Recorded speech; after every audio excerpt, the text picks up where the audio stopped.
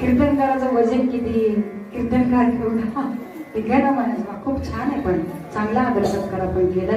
आणि हा कीर्तनकाराचा आदर नाही महाराज, हा माऊलीच्या भक्ताचा आदर आहे. आणि हा हार का गळ्यात पडतो ना महाराज, हे त्या माऊलीच्या नामाची, तुकोबाराच्या साधू संतांची नामाची महिमा आहे महाराज. म्हणून हा हार या गळ्यात येऊन पडावा. कारण एवढी पात्रता नाही की आम्ही आमच्या पात्रतेनं हा हार आमच्या गळ्यात घ्यावा, परंतु हा नामाचा महिमा आहे, साधू संतांचा महिमा आहे, माझ्या माऊलीची ज्ञानोबरायांची कृपा आहे. म्हणून महाराज या गादीवरती उभा राहण्याचा सन्मान मिळावा, गादीवरती उभा राहण्यात आणि माझ्या ज्ञानोबा तुकोबारायांचं नाम मुखामध्ये येऊन आज या समाजाच्या सुद्धा मुखातनं काढून घेणं, याला सुद्धा भाग्य आणि नशीब असावे लागते.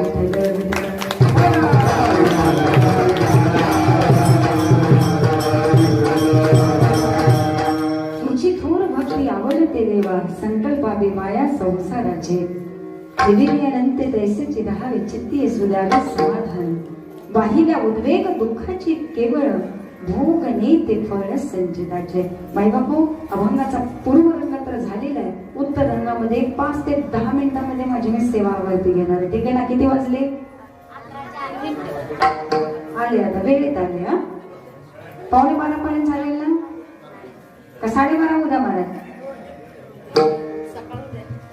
वा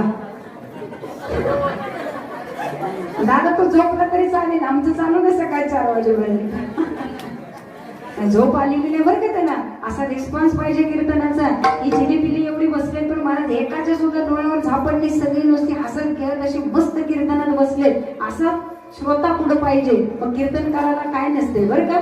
त्यामुळे मागची झोपली तरी चालते, पुढची सज्ज काही आम्हाला भरपूर झालं. म्हणून जगद्गुरु तुकोबारे सांगतात, आयुष्य जगताना सुद्धा असा आनंद घेतला पाहिजे. म्हणून परमार्थ करताना सुद्धा आपली संगती आहे ना महाराज, अशा सोजवर आणि सात्विक लोकांची संगती आपल्या आयुष्यामध्ये आपल्याला पाहिजे. ठीक आहे ना? त्यावेळी परमार्थ सुद्धा होऊ शकतो. जाता जाता